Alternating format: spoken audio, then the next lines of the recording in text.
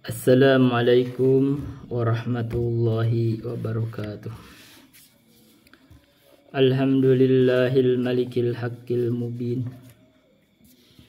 alladzi akmalad dina wa awdahat tariqal mustabin. Wa asyhadu an la ilaha illallah wahdahu la syarika lah syahadatan yarjul muwahhidu bihan najata yaumaddin. Wa asyhadu anna Muhammadan abduhu wa rasuluh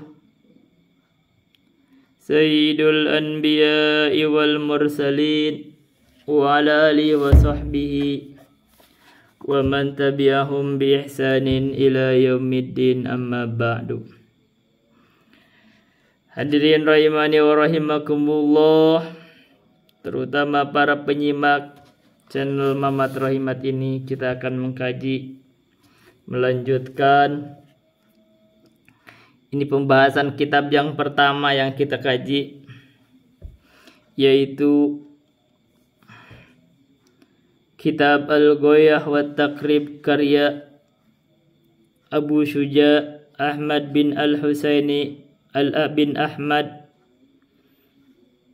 Ahmad bin Husain bin Ahmad Al-Asfahani. Kita sedang membahas 1/4 kedua dari kitab ini, kitab fikih, yaitu tentang muamalah dan jual beli. Paslon, kita akan membahas tentang khiyar. Wal mutabayi'ani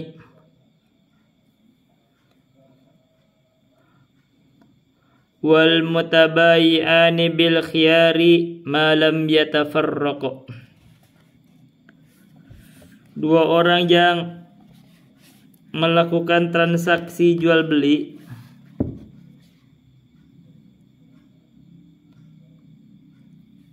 bil khiyari, katanya berhak, masih memiliki pilihan untuk lanjut atau batal, ma lam yatafarraqu, sepanjang keduanya belum berpisah. Jadi kalau dua orang yang jual beli itu masih di tempatnya, barangnya masih di situ, mereka belum berpisah, salah seorang boleh membatalkannya, masih punya pilihan. Itu namanya khiyar majlis.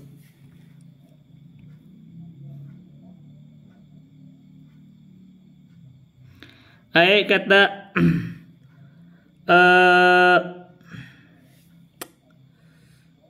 Al-Qasim Muhammad bin Qasim Al-Ghazi berkata dalam syarahnya, yasbutu lahuma khiyarul majlisi fi anwa'il bai'i, tetap atau adanya khiyar majlis bagi keduanya boleh melanjutkan atau membatalkan transaksi sepanjang keduanya belum berpisah. Jadi belum berpisah. Ini aturannya. Kenapa dibeginiin? Supaya orang-orang yang melakukan transaksi itu benar-benar ada dalam keriduannya, tidak merasa tertipu. Ini penting.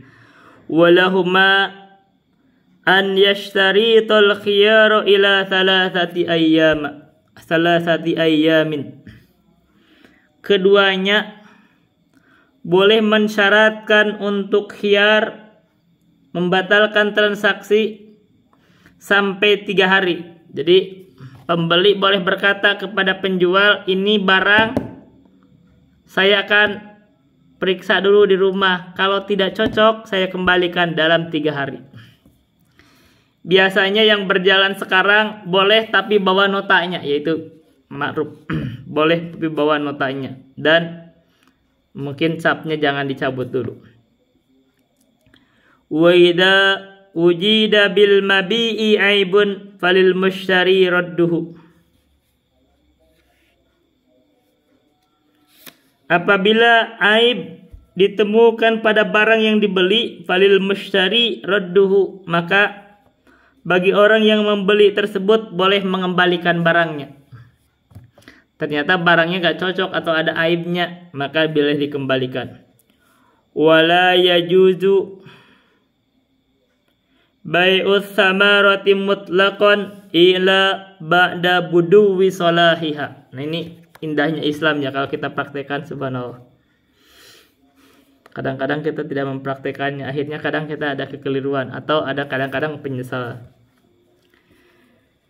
Wala yajuzu, dan tidak boleh bai'us samarati mutlaqan.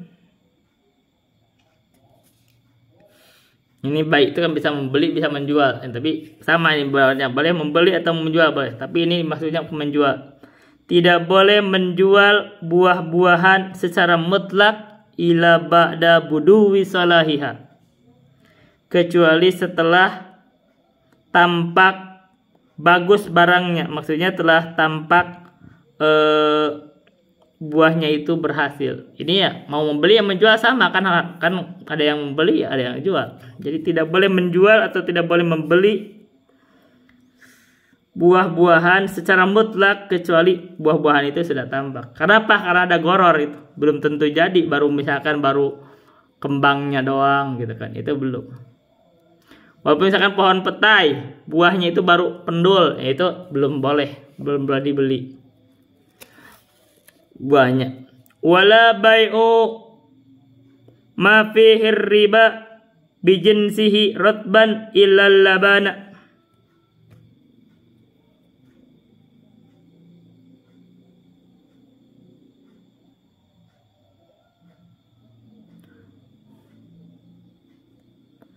Dan tidak boleh pula menjual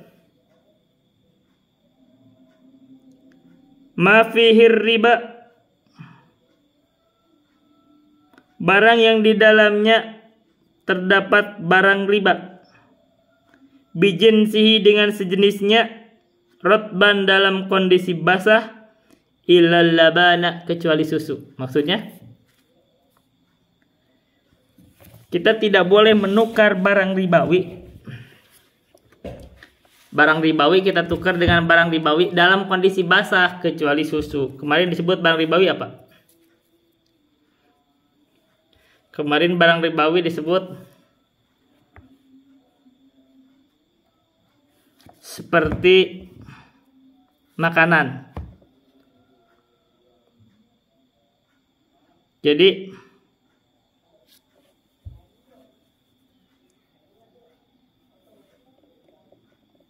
atau misalkan anggur atau kurma, kalau basah dengan basah tuh nggak boleh. Tapi katanya kecuali laban, kecuali air susu. Yang basah kalau susu otomatis kan air. Itu ketentuan tentang hiyar. Pasal. Sekarang pasal yang lain. Kita berbicara tentang salam. Wa yassihu assalamu halan wa muajjalan fima takammala fihi khamsu syara'it. Sekarang kita bicara pesanan. Boleh pesan barang. Wa yassihu sah assalamu salam yaitu pesanan, kadang disebut salap. Kadang disebut salam, kadang disebut salap. Artinya pesanan sama. Yaitu apa dulu pesanan itu? Bai'u syai'in mausufin fid dhimah. Kemarin kan disebut boleh jual beli barang yang mausufin fid dhimah.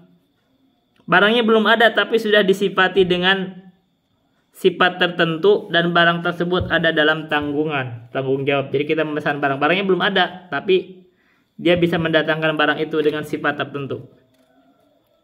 Misalkan kita pesan mobil, kan barangnya tahu tuh inden.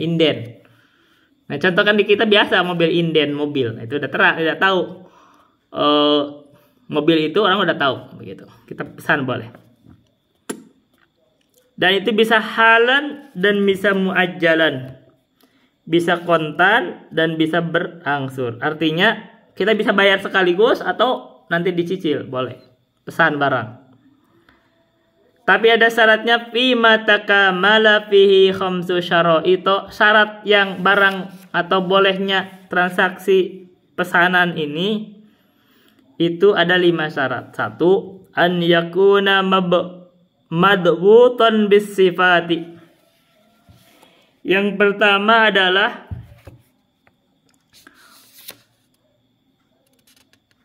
ukurannya itu telah dipastikan dengan pensifatan. Maksudnya barang tersebut sudah kita sifati, sudah jelas gitu pensifatannya.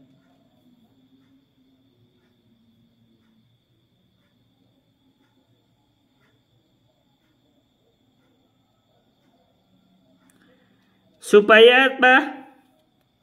Bihaitsu tantafi bisifati al-jahalatu fihi, sampai tidak ada lagi al-jahalah terhadap barang tersebut yang diselesaikan. Jadi tidak ada lagi kesumiran, ketidakjelasan. Jadi sudah disepakati kriterianya apa, barangnya disebutin aja semuanya, kriteria barangnya, jadi jelas.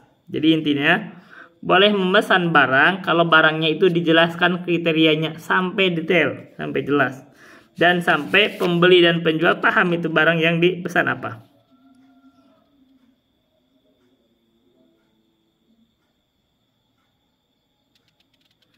Yang kedua, wa an yakuna jinsan lam yakhtalit bihi ghairuhu.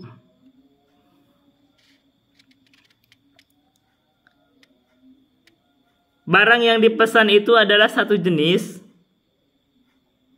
yang lam yakhtalit bihi ghairuhu, yang tidak bercampur dengan jenis yang lainnya. Jadi tidak ada kesimpulan ini jenisnya apa, jelas.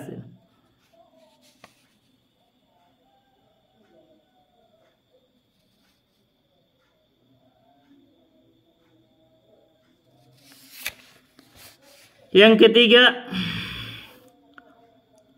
walam tadkhulhun naru lihalatihi. Walam tadkhulhun naru lihalatihi. Yang ketiga, barang tersebut tidak disentuh oleh api untuk mengubahnya. Jadi bukan barang yang dimasak begitu, disentuh oleh api untuk mengubahnya, dimasak atau dipanaskan.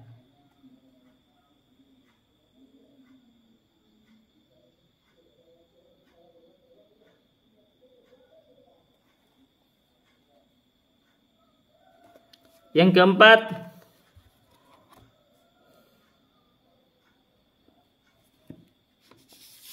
wa an la yakuna muayyanan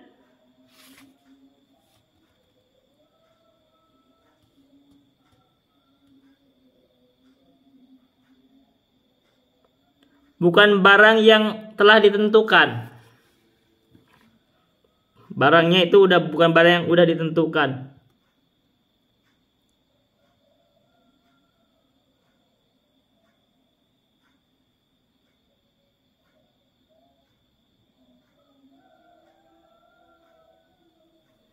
Ya, kalau barangnya sudah ditentuk ya jangan pesan, langsung beli aja. Wala min muayyanin,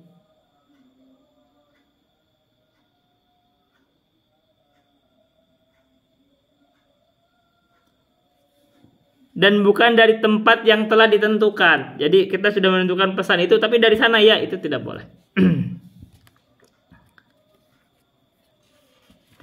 Jadi ini syaratnya. Tsumma li sihhatis salami fihi thamaniyatu syara'it. Kemudian untuk sahnya salam atau pesanan itu ada 8 syarat. Wa huwa an yasifahu ba'da dzikri jinsihi wa nau'ihi bis sifatil lati yakhtalifu biha thamanu. Yang pertama, an yasifahu ba'da dzikri jinsihi,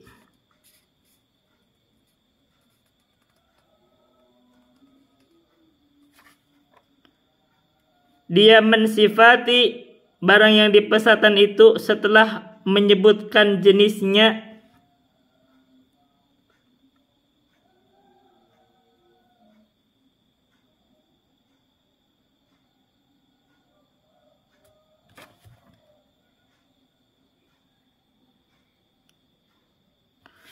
dan nau'nya dan macamnya, allati yakhtalifu biha thamanu, yang menentukan, yang membuat perbedaan harga. Jadi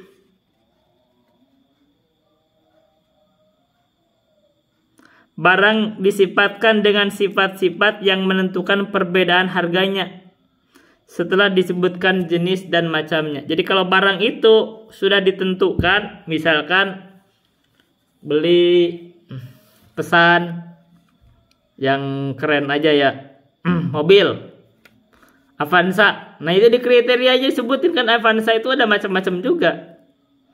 Ini ada yang Avanza Matic, ada yang Avanza yang manual. Itu kan beda harga. Nah itu udah jelas. Jadi ditentukan itu apa kadarnya ditentukan. Itu biasanya kalau mobil itu lebih gampang kan. Ini Matic atau manual misalkan, itu kan jelas. Yang kedua, wa an yadhkura qadrahu bima yanfil jahalata anhu, dan dia menyebutkan kadarnya yang dengannya hilang kejahilan terhadap barang tersebut.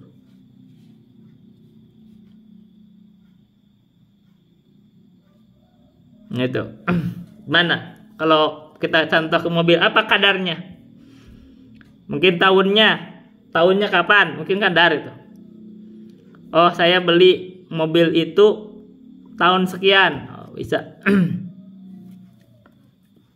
Kan perbedaan umur itu menentukan, atau kilometernya sekian, misalkan mau beli mobil second, oh saya pesan ini kilometernya sekian. Nah ini kan biasanya kalau udah panjang umurnya itu udah biasanya barang udah rusak gitu.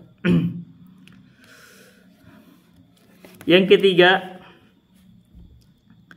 wa in kana muajjalan dzakara waqta mahillihi,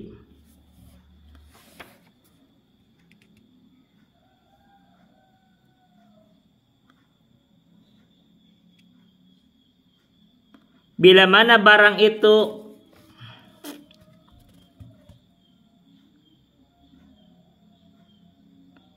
diangsur, maka disebutkan waktu penyerahannya. Jadi baik bayaran cashnya, uangnya, atau barangnya kan gitu, kapan barangnya mau datang dan kapan bayarnya akan ditentukan. Yang keempat,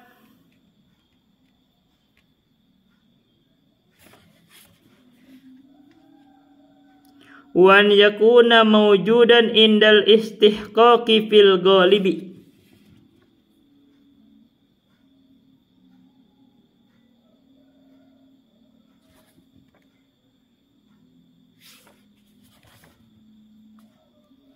dan barang tersebut biasanya ada pada waktunya. Jadi kalau kita memesan barang itu misalkan pesan tahun kalau mobil biasanya banyak ada itu. Sekarang kalau misalkan pesannya misalkan saya pesan anggur tapi bukan di musimnya, akan itu berarti biasanya bukan musim itu tidak ada. Itu tidak boleh begitu. Jadi kita kalau pesan itu barang itu ada. Atau misalkan saya pesan padi harus di musim panen kan gitu. Jangan sampai bukan di musimnya.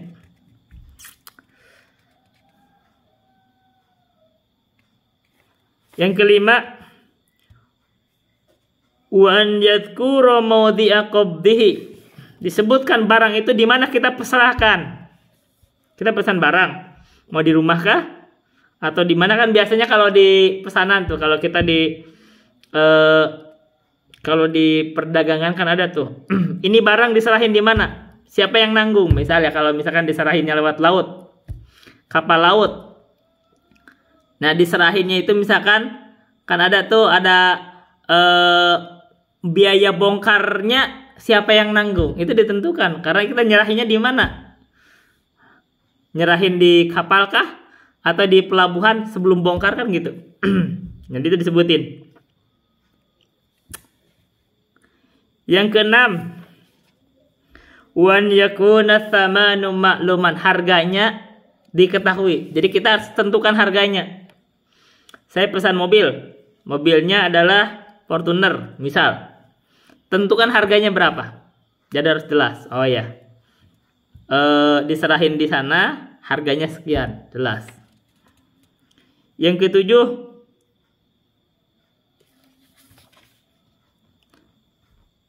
wan yataqabadu qabla tafarruqi. Harga itu telah disepakati sebelum berpisah. Jadi barangnya kan baru pesan. Jadi ini harga yang dipegang itu, kesepakatan harga itu sebelum berpisah sudah sepakat harganya. Jadi kalau saya pesan ini tapi harganya tidak jelas, itu namanya belum sepakat. Yang kedelapan,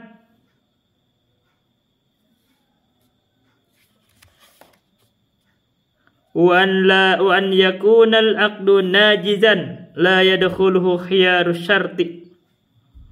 Akadnya itulah akad yang telah sempurna, tidak dimasuki oleh syarat khiyar lagi.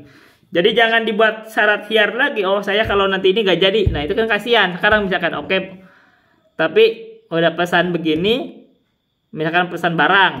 Nah, itu yang kayak yang biasa yang begini, yang salam ini nih kalau kendaraan. Itu biasa tuh kan, itu barangnya inden. Nah, itu kalau sudah pesan gak boleh batal. Kalau sudah pesan tidak boleh batal. Nah, itu kan rugi soalnya. Bayangkan itu kalau dealernya sudah mendatangkan khusus, apalagi kalau barangnya mahal, beli Ferrari misalnya gitu kan, orang kaya nih belinya Ferrari. Sudah datang barang dan dia juga kan tidak selalu mengadakan. Begitu datang barang dia ngeluarin ini tidak jadi. Nah, itu nggak benar itu. Jadi begitu. Harus sempurna. Sekarang faslun, bahas tentang gade. Ini dibaca aja. Ini kan sebenarnya biasa dalam sehari-hari ya, kita baca. Wa kullu ma jaza bai'uhu jaza rahnuhu fid duyuni idza istaqarra thubutuha fid dimati.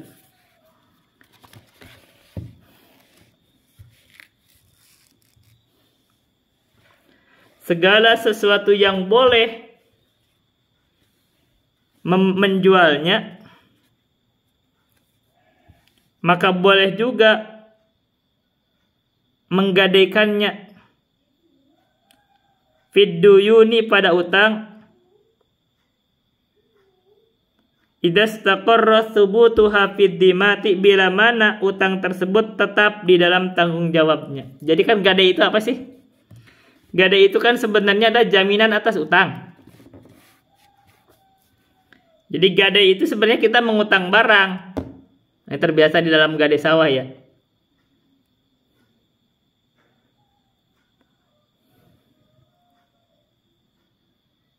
Jadi secara lugot adalah tetap gadai itu. Secara bahasa, secara syariatnya adalah ja'lu ainin maliyatin wathiqatin bidaini yustawfa minha inda ta'adzuril wafa'i. Jadi kan gadai itu kan sebenarnya adalah menjadikan sesuatu barang yang sifatnya harta, tanah misalkan. Tanah itu adalah wathiqatin bidainin, sebagai penguat untuk suatu pinjaman. Yustawfa minha inda ta'adzuril wafa'i, di bila mana utang itu akan dibayarkan dengan jaminan gadai tersebut bila mana utang itu tidak bisa dibayar. Gitu gadai. Jadi gini, gampang, kita itu butuh uang 100 juta, punya tanah. Jadi orang yang punya tanah itu bilang, saya menggadaikan tanah ini 100 juta. Kalau saya tidak bayar hutang itu dalam tempo tertentu, nah ini berarti tanah ini yang jadi jaminan. Nanti kamu boleh jual ke siapa untuk membayar itu. Nanti selebihnya dibalikin kan gitu. Itu adalah gadai.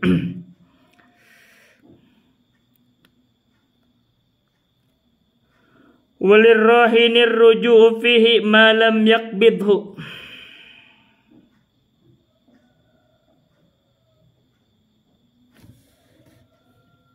Dan bagi orang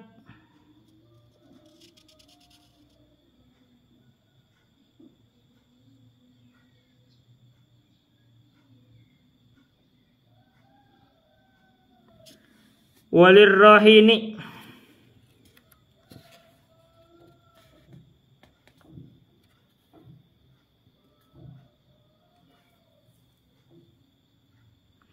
orang yang menggadaikan boleh ar-ruju'u fihi ma lam yakbidhu.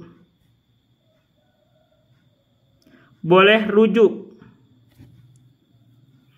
sebelum orang yang mendapat gadaian itu menggenggamnya. Jadi misalkan kita mau menggadaikan barang, tapi barangnya belum diserahin, itu boleh rujuk, boleh batalin. Gimana artinya kalau kita minjem barang, tadinya mau gadaikan barang, tapi barangnya belum diserahin, ya boleh batal. Gitu. Kan belum diserahin. Selanjutnya, wala yadmanuhul murtahinu illa bitta'addi. Orang yang mendapat gadaian itu tidak menanggung kerusakan atas barang yang digadaikan kecuali ada ta'addi, ada pelampauan batas. Sekarang begini. Barang yang digadaikannya adalah motor. Motor itu di rumahnya, simpan di rumahnya. Hanya jaminan aja kan. Itu motor ada kerusakan, misalkan kena tikus, itu tidak ditanggung oleh yang memberi gadaian, itu tidak. Dia rumahnya di rumah motornya di rumahnya tidak diapa-apain sama dia. Nah itu. Kecuali motornya dirusak sama dia, itu ganti. Karena itu kan sekedar jaminan.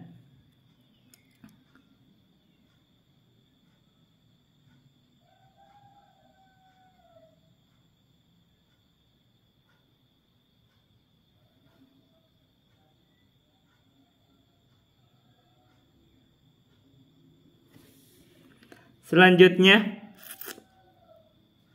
wa idza qabadha ba'dal haqqi lam yakhruj syai'un minar rohni hatta yaqdiya jami'ahu.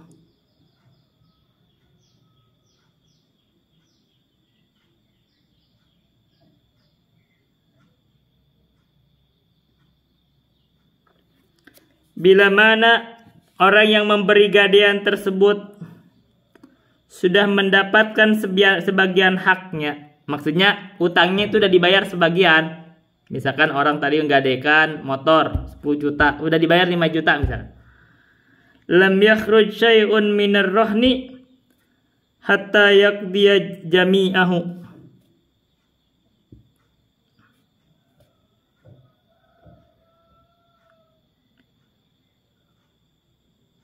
Maka tidak boleh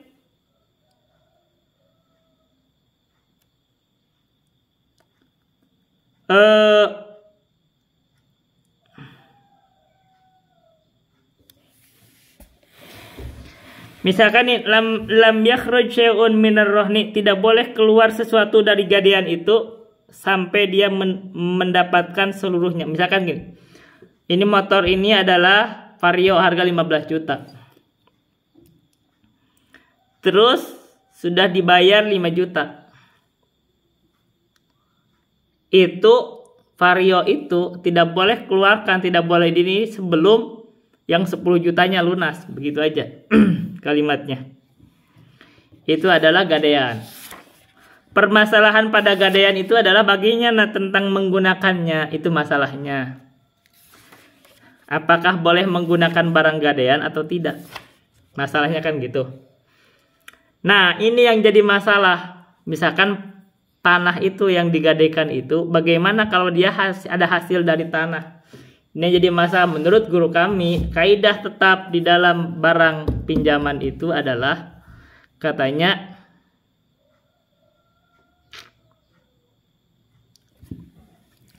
apa kaidah tetapnya?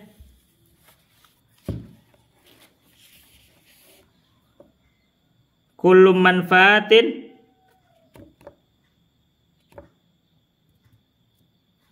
fid duyun apa ar-riba. Jadi kalau ada manfaat dari pinjam meminjam, maka manfaat itu riba. Sementara gadaian itu adalah statusnya pinjaman. Nah, sekarang begini, kalau kita menggadaikan sawah, itu sawah itu kan ada hasilnya. Nah, hasilnya itu sebenarnya riba. Ini yang jadi masalah. Sementara ini umum terjadi di kampung-kampung. Bahkan keluarga kami juga kemarin-kemarin melakukannya tuh. Sekarang ya melakukannya. Dan sebenarnya yang menggadaikan sawah itu rugi kalau secara nilai materi. Kenapa? Karena bayang orang yang menggadai itu, yang memberi gadaian itu, dia itu bisa kebayar itu hasil pinjamannya itu dari hasil gadaiannya itu. Bayangin kalau menggadaikan sawah 40 tahun. Sayang banget itu. Itu terjadi itu, subhanallah. Artinya sebenarnya ini di sini dilarang menggadaikan kalau begitu. Jadi gadaian itu ini hanya memegang utang aja. Kalau misalkan dia kagak bayar, baru itu gadaian jadi bayaran. Tapi lebihnya dibalikin kan gitu. Misalnya dinilai ininya bisa dijual sama orang lain. Itu sebenarnya gadaian itu. Kayaknya sekarang ada yang nawarin gadaian misalkan nih ke istri saya. Itu masalahnya, ada masalah ribanya itu. Jadi kalau secara legitnya sih orang yang punya uang menggadai itu, memberi gadaian itu enak sebenarnya. Tapi ini masalahnya itu riba di situ. Yang benarnya ya tidak boleh ngambil manfaat. Terus bagaimana? Nah ini bingung juga. Ini kalau tanah tidak dikelola juga, apalagi jangka lama, rusak juga itu tanah, mau diapain? Malah tambah rusak. Ini kalau begitu itu masalah, itu satu masalah. Tanah kalau nggak dikelola rusak.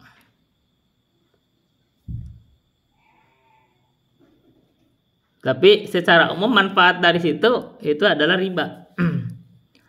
Yang paling benernya sih sebenarnya jangan digadai, dijual. Paling benernya dijual. Ini saya pernah ngomong tuh di dalam ceramah saya di sini. Kalau kita punya tanah 100 bata. 100 bata itu 100 kali 15 meter persegi. Jadi hampir 15 anggap ya. Anggaplah 1.500 meter persegi. Kalau tanah satu batanya itu harganya 2 juta. Kita butuhnya 10 juta. Kalau kita gadaikan tanah 100 bata, berarti kita kehilangan, apalagi kalau di praktek begitu, tanah itu hasilnya itu sama orang yang menggadaikan itu kan. Berarti kita hilang tuh tanah 100 bata. Tapi kalau kita butuhnya cuma 10 juta, jual aja 5 bata. Berarti masih ada 95 bata. Kan gitu masalahnya kan. Itu aja yang lebih bagusnya. Jangan digadai kalau kayak tanah begitu. Itu paling bagus. Jual beli itu paling enak sudah. Sekarang membahas tentang hajar faslun. Kita ngebahas hajar. Hajar itu artinya boykot.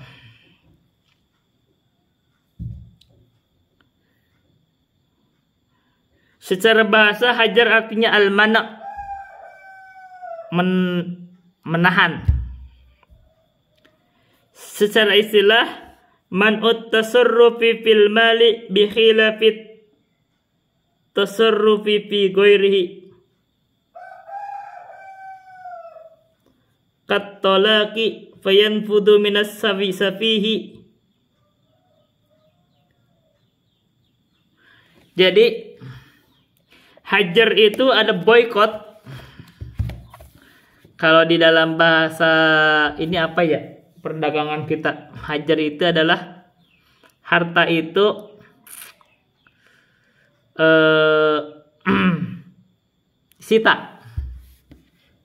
disita, bukan disita ya. Misalkan ada seseorang, orang yang punya pinjaman, misalkan orang yang punya pinjaman itu pengadilan itu kan, ini saya rada lupa istilahnya. Kalau orang punya pinjaman, misalkan dia mengalami kebangkrutan,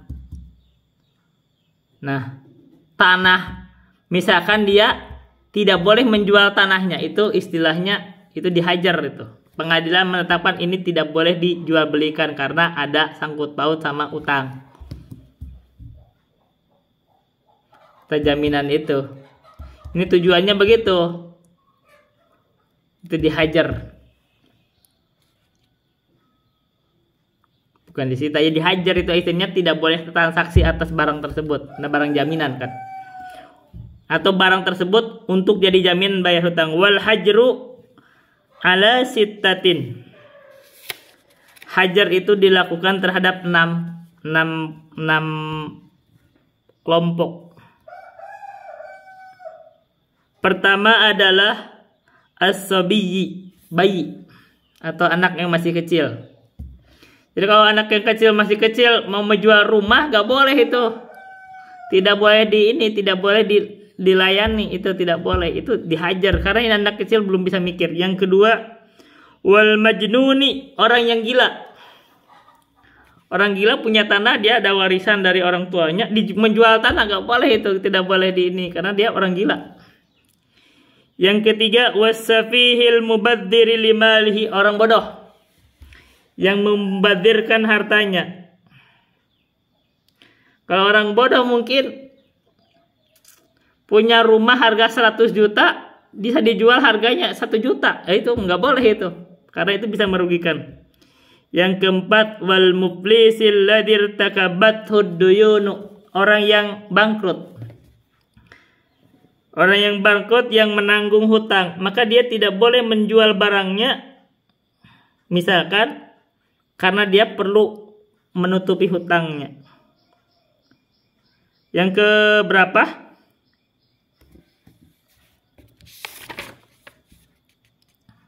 Yang kelima, wal maridil makhufi alaihi fi ma zada ala thuluthi. Orang yang sakit yang dikhawatirkan ketika sakitnya itu dia tidak bisa menahan sakitnya itu, sehingga kalau dia wasiat melebihi sepertiganya, karena wasiat kan maksimal sepertiga. Nah itu dihajar. Jadi kalau orang sakit dia mewasiatkan lebih dari sepertiga, dihajar. Artinya tidak dijalankan wasiatnya. Yang keenam, wal abdil ladzi lam yu'dan lahu fit tijarati, hamba sahaya yang tidak diizinkan bagi dia untuk jual beli. Jadi kalau ada hamba sahaya mau jual beli, ya nggak boleh, ditahan nih kalau tidak ada izin dari pemilik hamba itu. Kenapa? Karena harta itu bukan milik dia, itu milik tuannya. Wat tasarrufus sabiyyi wal majnuni was safihi ghairu sahihin. Tasarruf atau transaksinya seorang anak kecil, orang gila dan orang bodoh itu tidak sah. Itu dianggap tidak sah di dalam hukum syariat. Wat tasarruful muflisi yasihu fi dimmatihi duna ayani malihi. Adapun transaksi orang yang bangkrut itu boleh di dalam tanggungannya selain harta, selain duna ayani mali, selain harta yang ditentukan.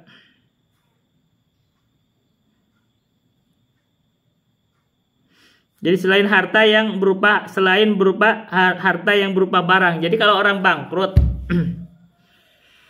orang bangkrut itu dia dihajar atas barang hartanya yang tidak boleh dijual belikan, tidak boleh. Karena dia sedang proses untuk membayar hutang. Itu pengadilan, sedang di pengadilan itu. Ada kurator ya. Ya, itu dalam pegangan kurator itu, jaminan pengadilan yang mengambil. Nah, tidak boleh dia menjual barang yang sedang di dalam orang bangkrut itu untuk likuidasi, itu kan nggak boleh. Tapi orang yang bangkrut boleh dia misalkan kerja, itu boleh. Jadi tasarruf atas diri. Wa tasarruful abdi yakunu fi dimmatihi yutba'u bihi idza u'tiqa.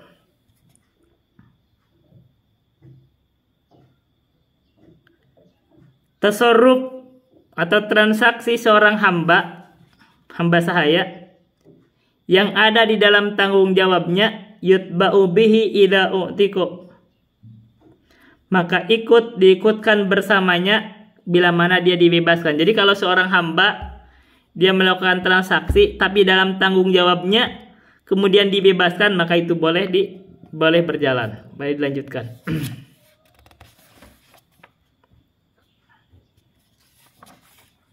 Baik, itu saja bisa saya sampaikan. Billahi taufiq wal hidayah. Wassalamualaikum warahmatullahi wabarakatuh.